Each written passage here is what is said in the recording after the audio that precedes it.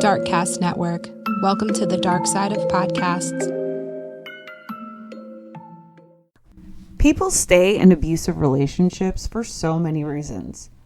To be the fixer, to make them be who we think they can, and the person always fixated on the happier times. These are not reasons to stay.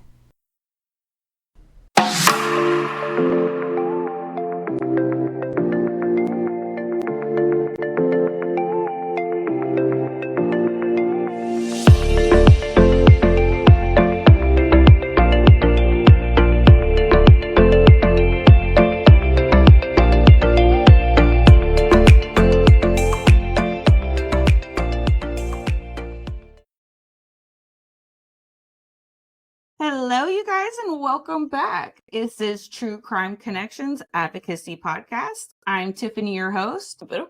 I want to welcome you here if this is your first time. If you are coming back, welcome back to your rewired and inspired community. Before we do get into it, though, I do want to give a shout out to CF15403. I have been racking my brain trying to figure out who you are. I do not know, but I want to thank you so much for the very kind Apple review that you left for the podcast. So I had to get that out of the way. All right. So this week we are learning how to look at different perspectives and to get a better understanding through an abuse survivor's lens. What is it really like to go through it, to come out better and stronger on the other side? Joining me this week is LaShaundra Barnes. She's a mother, another podcast host, and a survivor. So thank you so much for being here. Yes, thank you so much for having me. Of course. I resonated with your story for sure. So this happened when you were in high school. Oh my gosh, so young. The abuse didn't happen. I met my abuser when I was in high school. Yeah, we met when we were kids. And then years later, we reconnected, had kids together. And then the abuse happened when we reconnected around the time like I was in college. Okay. One of the gradual ones. Yeah. So where did you want to begin with your story? I don't know if you wanted to go back to childhood or it's up to you. Put the ball in your court there. Yeah, I can go back to childhood. So when I was a child, I was very reserved, kind of to myself. I remember my parents used to fight a lot, and they actually got divorced around like middle school for me, between 6th and 7th grade. And I just remember being so happy because like all the fighting stopped and it was just a lot of traumatic things going on. And I just remember crying a lot. And when my dad left, like all the fighting stopped and most kids would be devastated, but I was actually happy because there was finally peace, you know? And so I met my first boyfriend when I was a junior in high school. And he's the one that years later became, like I said, the father of all three of my kids. And then he's now my former abuser. So we met, were together briefly, and then he moved to another state and we kind of like lost communication. And I never, I guess, had closure from that. So all throughout the years after that, I was trying to like recreate what we had with other people, but it never seemed to work. And then we reconnected when I was in college and we had our first son. He already had a child by someone else as well. And then in that relationship, it was gradual, like you said. It didn't start out as physical at all. And so that's why I didn't think anything was wrong. It was majority like mental and emotional abuse, a lot of manipulation, control, kind of hovering. And so that's kind of how it started. And I would say like for 95% of the relationship, that's what it was. It didn't get physical until the very end. And throughout the entire relationship, I had experienced mental and emotional abuse, some financial abuse, verbal abuse. And then, like I said, at the very end, it became extremely toxic and deadly and it got physical. And that's right before I left. Good for you for finally leaving when it got to that point. I think, God, do we not make so many excuses for these people? I mean, It's Yeah. so many. It's maybe I shouldn't have said that, or I shouldn't have done that, or I was 5 minutes late. How dare I? But I was behind a bus, or, it's just little things like that. But these are not things that we need to be sorry for. Hmm. Yeah. Yeah, it's true. And I ignored all the red flags being in that situation because I wanted so badly for it to work. I didn't want to be like my parents. I didn't want to separate the family. My kids were like 2, 3, and 4. Like they were really young at the time. Just the idea of starting over with nothing, being a single mother overnight and having all these kids and then just healing from all that while they were healing because they experienced trauma and things like that. Hard. And there were a lot of barriers for me that kept me in that situation. But yeah, I made those excuses. I ignored like wise counsel, people that came to me and say, "Hey, this guy's not it." And I just thought to myself, "Well, I'm not like you. I'm not going to be like you. That doesn't apply to me." I ignored that too, and just every red flag, even that inner feeling like something wasn't right, like the whole time. I just ignored that, until it got to the very last point where it's like, okay, I have to either choose life or death. I have to choose for me, I'm a woman of God. I have to choose Jesus Christ or I have to choose this man. And so I had to choose pick God at the end of the day because someone was gonna die, in my opinion. That's how bad it got. Wow, that's a scary place to be too, especially when you have children, because some of these abusers, they won't just stop with you too. They'll move on to the children. So you really have to be careful. Yeah. Yeah. So that was a scary part as well because I almost lost the kids in the and I didn't even know. But just going back, like, because DCFS got involved and stuff like that, of course, and just going back reading the paperwork, I'm like, wow, if I wouldn't have left him, they would have taken my kids, and I didn't even know, like, being in the midst of it, that was what was about to happen. Wow. Were they going to give them to him? No, they were gonna take them into custody, like, they were gonna take them because he couldn't have them because they knew he wasn't he struggled, a lot, with mental health and stuff like that. He wasn't in the best state, and then plus with the abuse, they weren't gonna give them to him, and then with me, it was like, "Okay, well, if you're putting them in a dangerous environment and you're not leaving that, they can't be with you either." And that's what I think a lot of people don't understand. Like, if you're not making good decisions for your kids and you're putting them in danger, then you can get your kids taken away as well.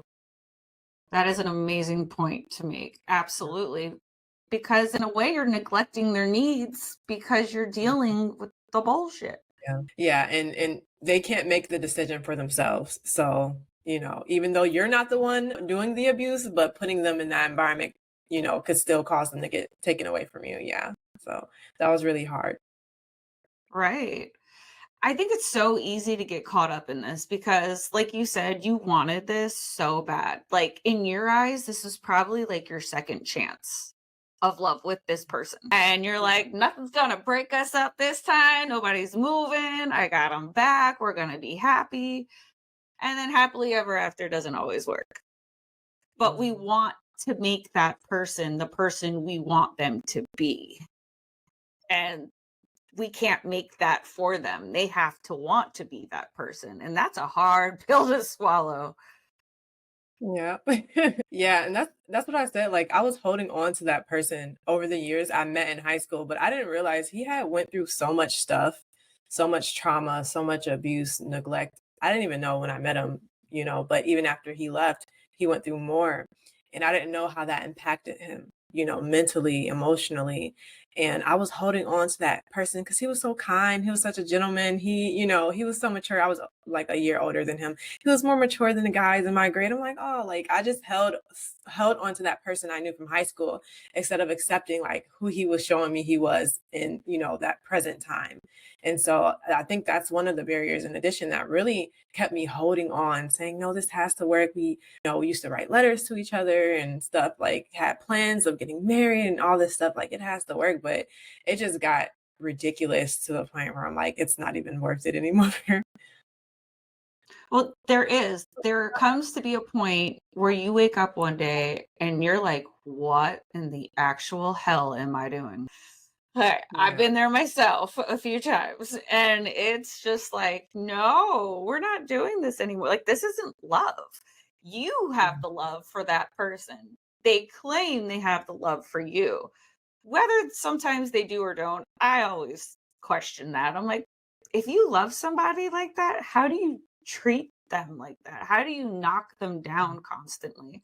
How do you try to control somebody's whole life if you love them? Why wouldn't you let them be free? Hmm. Right. And a lot of times I think that they weren't properly loved, and that was possibly the model of love that they had, and that's all that they know how to do, because a lot of times people who are abused and neglected in their lives, they become abusers too, and they think it's love because that's what their mom or dad or excuse me, whoever was in their life did to them. But and they might even know that it's wrong and it's not okay, but it's like it's so ingrained in them, like it becomes a part of them, and they end up doing the same things. Did you ever bring up like counseling or anything like that? Yeah, so after leaving, well, I wouldn't say after leaving, after like a physical altercation, I guess you would say, towards the end, that we had a physical fight. I actually, no, let me go back. There was a day that I had went to the grocery store with him, and it's a whole story, but he was running around the store with the kids this day. And for some reason, I had like a lot of anxiety. I didn't feel like myself. I didn't want to be in the store. I just want to kind of get in and get out. But he was drawing like all this attention to us. Like he was being obnoxious, running around with all three of the kids screaming and yelling in the store. And I'm like, hey, can you like be quiet so we could just get our stuff and leave? And of course, he did what he wanted to do. I questioned him about it when we got home. Mind you, when I was in the store, like I had this thought. I was looking at everyone like passing us by, right? And I felt like I didn't say anything, but I felt like they were looking at me like I was crazy. And it's probably because like however I felt on the inside, you could see it on my face. I don't know how I was looking, but people were looking at me like this is what I thought, like I was crazy. So we get home and I questioned him about it. Why did you do that? I didn't feel well. I didn't want people looking at us. I just wanted to, how you get anxious and you don't want to be around people. That's how I felt. And so he had said this. He said that I'm sorry, he said that me and the kids were in the store having fun. Everyone was looking at you like you were crazy, right? And in that moment, I kind of like snapped. And I don't know. And I never told him anything about what I was thinking in the store. But when he said that, I felt like maybe he was right. Like I was crazy, like something was wrong. And so in that situation, he had some pills, a bottle of pills. I had threw them all over the kitchen. And I was about to commit suicide. And from that point, I didn't swallow anything or whatever. The medics were called. But from that point, I went to the emergency room, and then they linked me up finally with services. And I went to like an intensive outpatient therapy group. It's like you go 4 days a week. You're there 4 hours a day. You even eat lunch there. And you just go to groups all day. And that's kind of like my first experience with therapy, which the incredible thing is the whole time, like I was in the therapy, I never once like mentioned what was going on at home or mentioned him or anything. I talked about everything else but him because he was still living with me. So, but I didn't mention it until the very end when the therapy was up. But yeah, like that was my first experience with therapy, and it was after like he made me feel so crazy, and I was about to commit suicide, and so after that, leaving that situation, even with my kids leaving the relationship over the years, we've been in and out of therapy and counseling. That's been a part of our like healing journey. We all were healing at the same time. They've witnessed things and experienced things, and me as well. And we've been through stuff individually, but also together as a family. So we all were healing at one point. That's good. It's important. You have to be able to talk about these things. And Mhm. just think maybe how much more you could have grown if you would have told them what was going on. But I get that. I do. Because you're like, that's my little dirty secret. I don't want out, but I need help. So I get it. And the funny thing is, like, every day at group, they would say, like, these certain rules or whatever of group. And one of the things they would say is to be honest, like, with the group and be honest with yourself. Like, basically, don't withhold things. And I'm like, yep, I'm being honest. I'm great.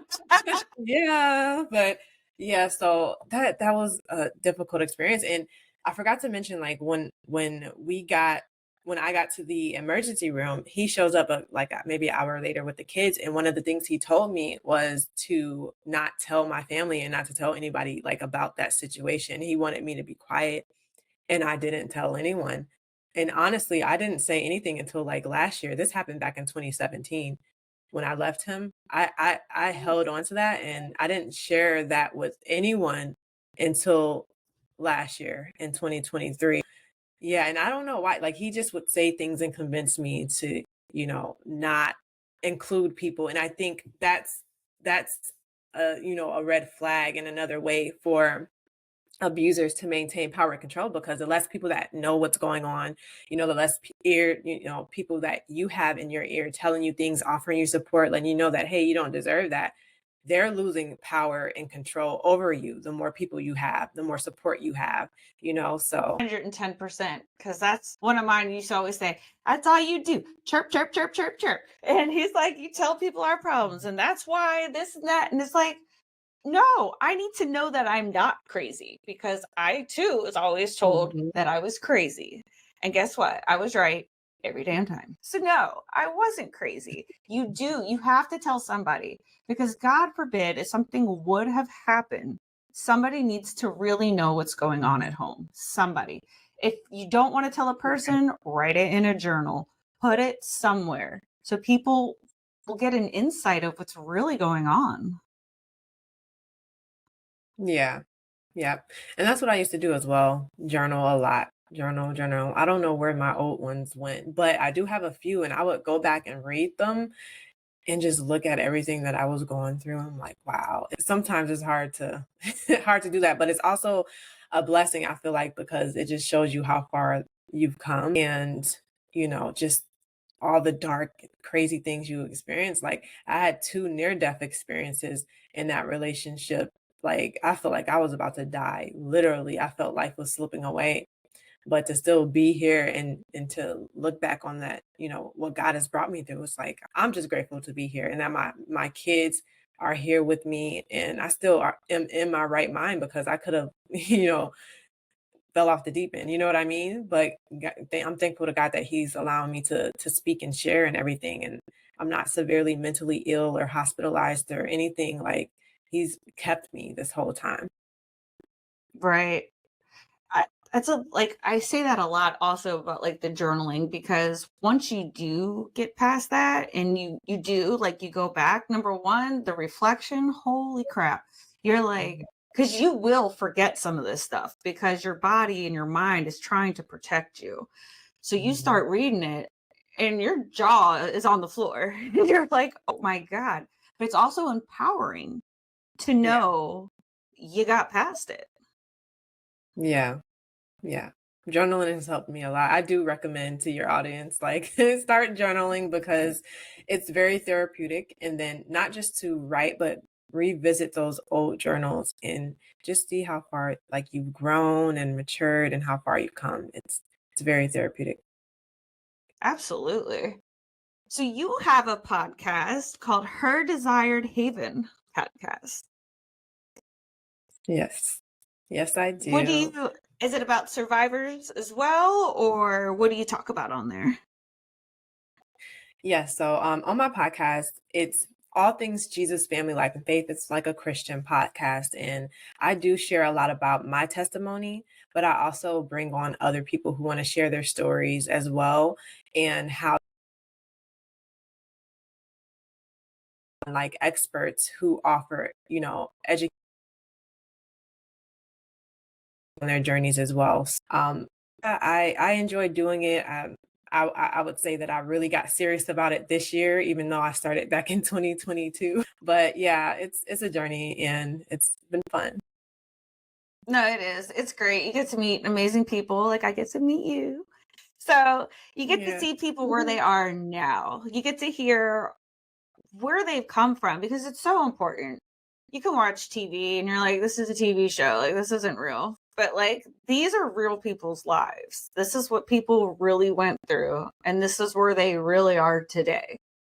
And that is so Mhm. empowering, because people who feel stuck, like they can't leave, or what's my life going to be like after. There is life after abuse, people. There really is. And it's beautiful. Yes. And that's what I kind of like to use the platform for as well, to not just educate people about like abuse and domestic violence, but different things too, like parenting. I have two children that are neurodiverse, meaning they learn and process and do things differently than the average child, being single mother. Just we dive in on different topics as well. But yeah, I really enjoy it. It allows me to meet really interesting people as well. And then to share that there is life after abuse. Like this is not the, and I always say this is not the end of your story. Like I'm surviving and thriving in life after abuse. After I left that situation, I went back to school, got my bachelor degree. I am an entrepreneur. I started my podcast. I am serving my community as a children's ministry teacher. And I'm also a commissioner on a board. So it's like, and all Look the at amazing, you. yes, all the amazing things that God has done and that he's still going to do in the future. It's like, that's not the end of your story. It's a small chapter of a bigger book, right? That's just one chapter, but there's so much more left. Absolutely. If you could go back, what do you think would be like your defining moment where you would have been like, this, something's wrong. Like this is weird. This is not it. hmm I would say, the first time that I witnessed him having like a psychotic break. I remember when I was in college, and we were in a long distance relationship at one point. So I took a plane to go visit him, and he was having like a psychotic break. And it wasn't like you would think it's like violent or something like that. That's not what it was. He just couldn't like eat, couldn't talk. He was pacing back and forth for hours, and he just looked so weak. That's what it was. It wasn't like violent or anything. And so it was weird, but you would think that would scare me away. And I'd be like, because it was strange. Like I never, like he told me he struggled, but I never knew that it was like that. Um, and you would think, okay, that's it. I'm done at this point. But something in me was like, you know what? I could really take care of him. Like I want to be there for him. I'm gonna take care of him, stuff like that, which is weird. But I would think in that moment, I could have easily walked away. And the crazy thing is, this is the crazy thing. Okay. The crazy thing is on the way, like I went through so much to get there. I kid you not. Like I think I took like a bus. The bus was like an hour late.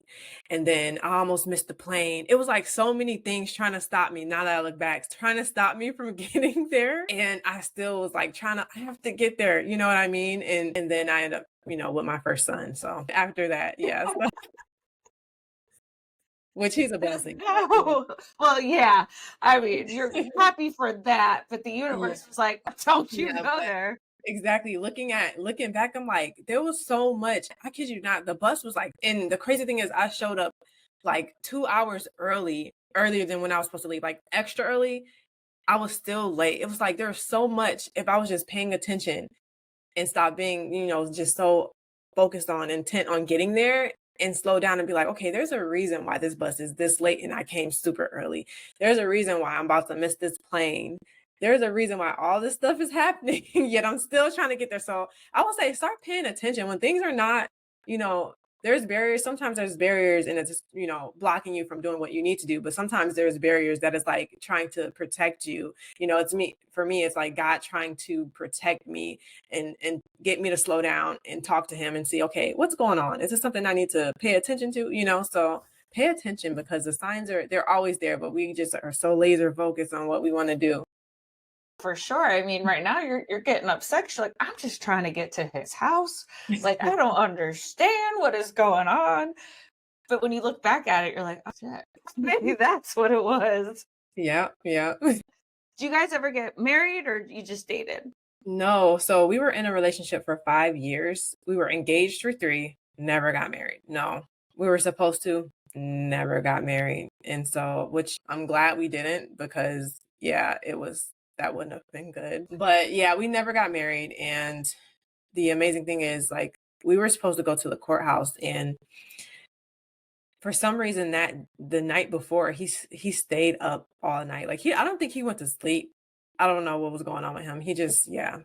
But he would not, the day we were supposed to go, like get married, go to the courthouse, he wouldn't leave the house. Like he wouldn't wake up. And so once again, that was another, thing standing in the way because I really genuinely believed that God did not want me to marry him. And so I'm grateful that we didn't, for sure. It's a lot harder to walk away. Yeah, exactly. Does he have contact with the children? Are you guys like equitable now, or is it still like you need to stay over there? Yeah. So I had got like it's called an order of protection or like a restraining order. So right after we left, that was in place for like 4 years. So he hadn't communicated with us for 4 years. They just reconnected back in 2021 and kind of are like rebuilding that trust and that relationship again. For me, I'm grateful that I've reached a space of peace and forgiveness. I've forgiven him. Like I don't have any negative emotions, feelings, anything towards him.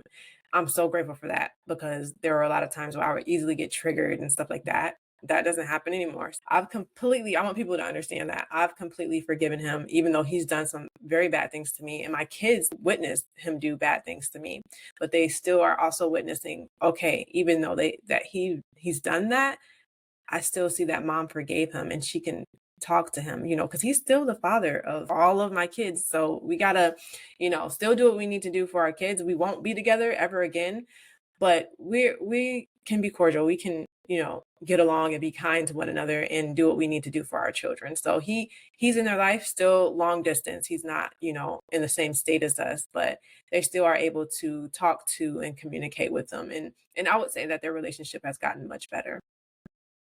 That's good. It's important. One of mine was also my child's father. So Yeah. they have been trying to repair that for quite some time as well. It's a slow process, but forgiveness, it is so important. And it's really not even for that other person. It's for yourself. Because some people are like, I'm not forgiving him. He doesn't deserve it. It ain't about that person. It's about you. Do you want to live in that anger and in that dark place? Yeah. Or do you just want to shine the light on what it was and walk out that door and just keep living your life?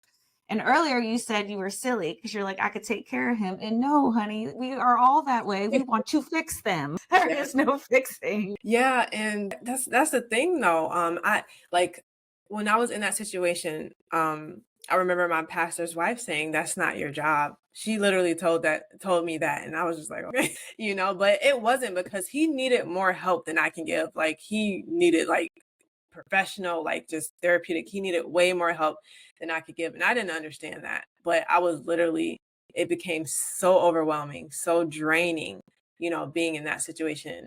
And even though I was with him, I still felt like a single parent because like I was doing everything. Been there. Yep. You're like, if I'm going to be alone, I'd rather be alone, not with a body, but still alone. Yeah. Yeah. Well, I'm so proud of where you have come. I think you are doing amazing things. Thank Keep you. shining your light. Is there anything else you want like the listeners to know? Yes. So if you could take away anything from my story, it would be that your life matters and that you should never be ashamed to tell your story. Another thing would be to not ignore the red flags in relationships because abuse can come in so many different forms. For me, it was not physical. For a lot of people, it doesn't start off that way, but it ends that way. So definitely pay attention to those red flags. Another thing would be that sometimes therapy is necessary. And I think it's important for us to get that professional help that we need so that we can really be able to survive and thrive in life after abuse. Because like we said, this is not the end of your story and there is life after abuse. The last thing would be that Jesus loves you and he sees you. He desires you. He doesn't desire you to be abused, to be harmed. And we just have to make a decision. Like I said, for me, it was life or death. It was God or this man because the man in marriage had become an idol in my life. I had to surrender that. And God desires us to repent, to surrender so that nothing else comes before him. And we have to not just look to a man or a person or our job or ourselves as the source, but look to God as our source, so that we won't be so bound to a person thinking that you need to be here, you need to stay there, and that you can't do anything without them or whatever the case may be. So that's my advice for your listeners. And I pray that this is a blessing to someone and that you stay encouraged, because there is hope. Absolutely. And I love what you said. Like, there is so much power in sharing your story. Mm-hmm. Not only are you helping other people realize what they are probably in, because we like to make them excuses, we like to wear our shades, so we're not seeing the truth, but it's there and it's not going to go away. No matter how many excuses you make, no matter how many pairs of glasses you want to put on, it is what it is. So especially if somebody who's listening, if you know somebody who needs to hear this episode, share it with them. It's empowering. And people need to realize there's so much life on the other side. Like, get your life back. You deserve it. I don't care if you're a man, if you're a woman, abuse is not okay. And you deserve better. Agreed. Yes. So if people want to come and find you, what is the best way? Is your podcast on all platforms? Do you have a website? Yes, I am on all platforms. The main platform right now I'm focused on is YouTube. So if you just look up Her Desired Haven, you can find me there. And yeah, I think that's the main one. I do have a website. It's herdesiredhaven.com. Perfect. All right. Well, then I'm going to thank you so much for being here. I'm going to thank everybody for listening. Again, if this resonates with you or you know somebody who's going through it, please share it with them. Let's heal the world as much as we possibly can. All right. Thank you so much for being here. I really appreciate it. Yes, thank you for giving me the space, to be able to tell my story. I really appreciate it as well. So important. So important. My pleasure.